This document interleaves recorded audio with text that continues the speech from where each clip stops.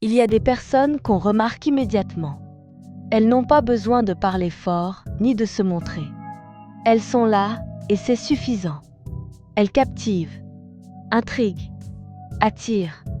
Ce n'est pas une question de beauté classique. Ce n'est pas lié à leur style vestimentaire, ni à leur sourire. C'est autre chose. Quelque chose d'invisible, d'évident.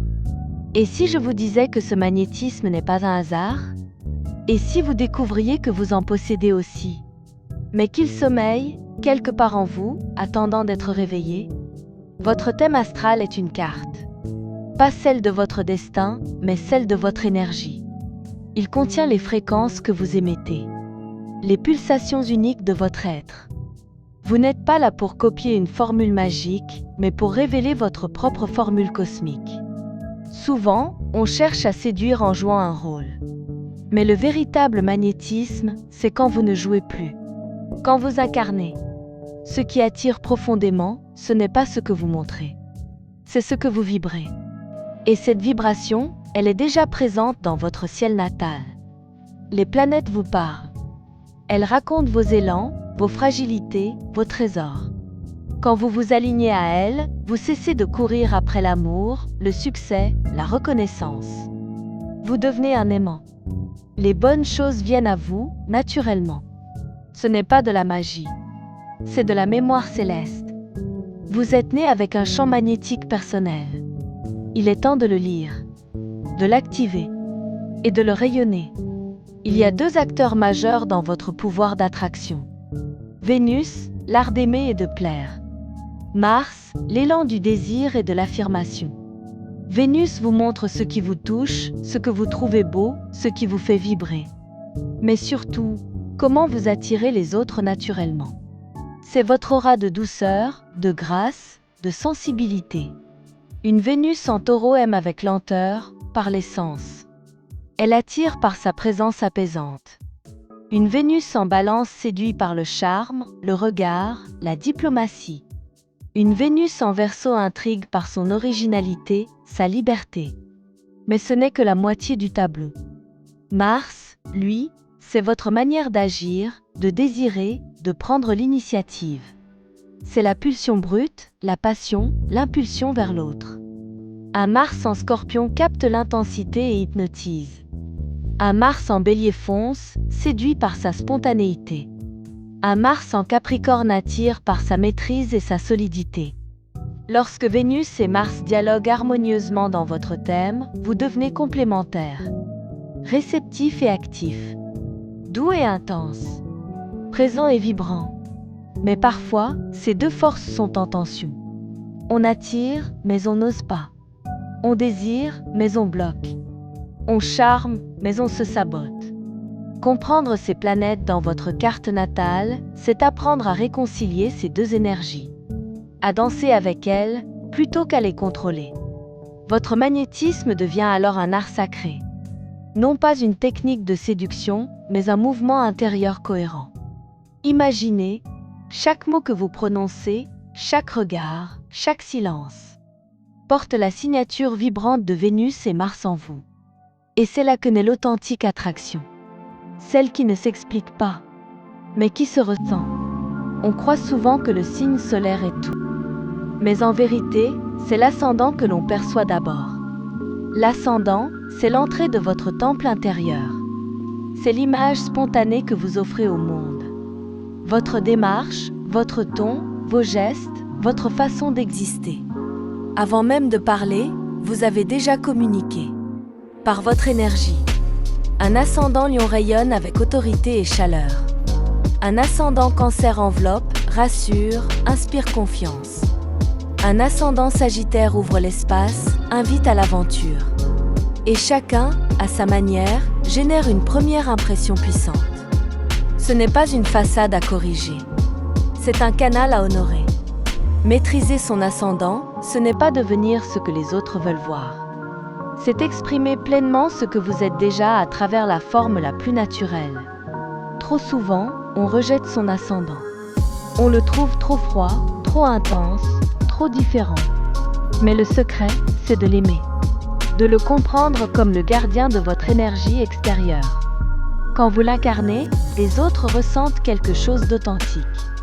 Ils ne savent pas toujours l'expliquer, mais ils se sentent attirés. Et ce magnétisme silencieux, c'est votre super pouvoir. Posez-vous cette question. Qu'est-ce que les autres perçoivent de moi au premier contact?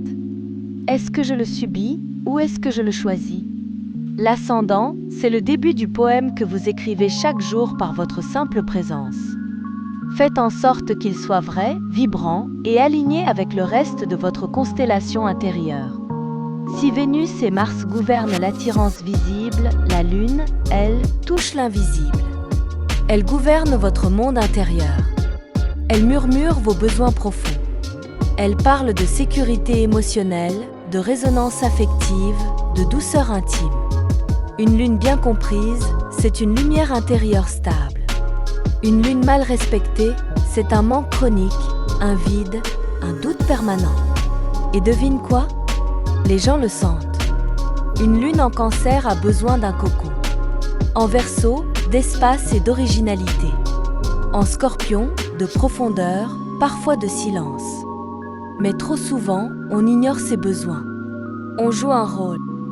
On renonce à soi. Et c'est là que le magnétisme commence à s'éteindre.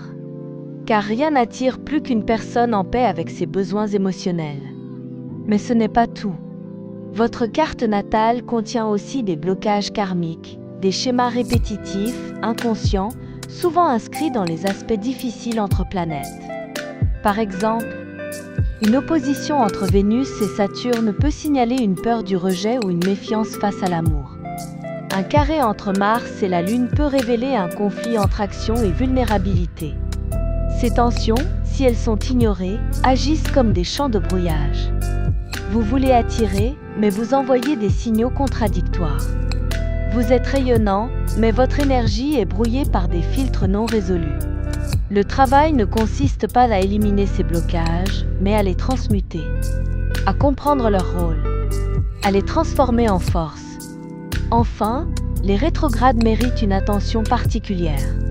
Ces phases planétaires ralentissent le rythme extérieur, mais elles amplifient l'introspection. Mercure rétrograde peut brouiller la communication. Vénus rétrograde ravive d'anciens schémas affectifs.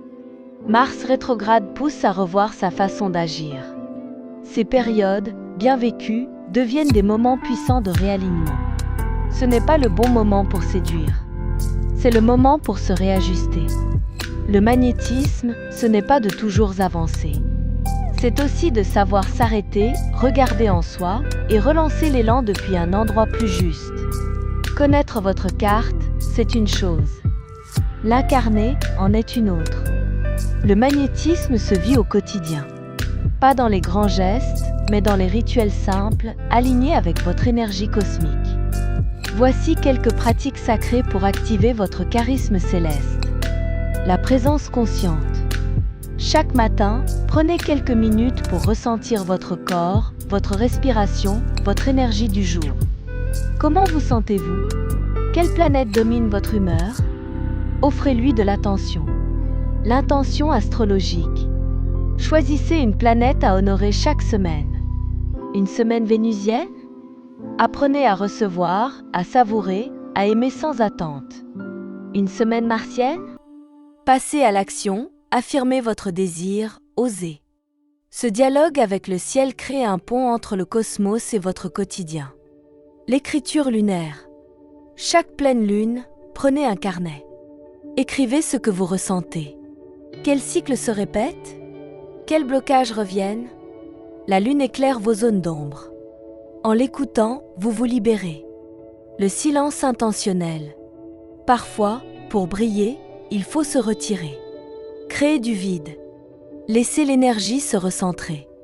C'est dans le silence que votre vraie fréquence se régénère. Mais surtout, il se révèle quand vous êtes pleinement vous-même.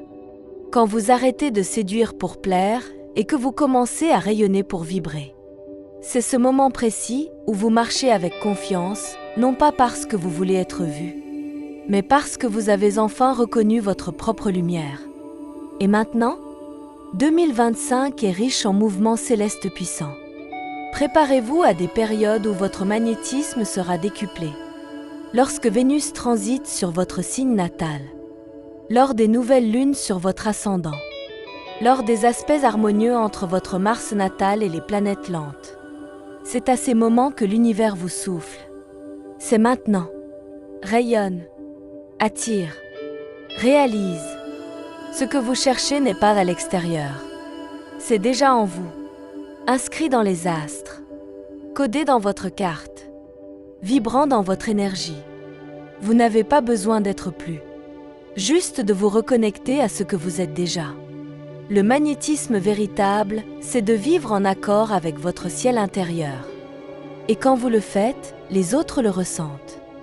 Ils ne sauront pas pourquoi, mais ils seront attirés.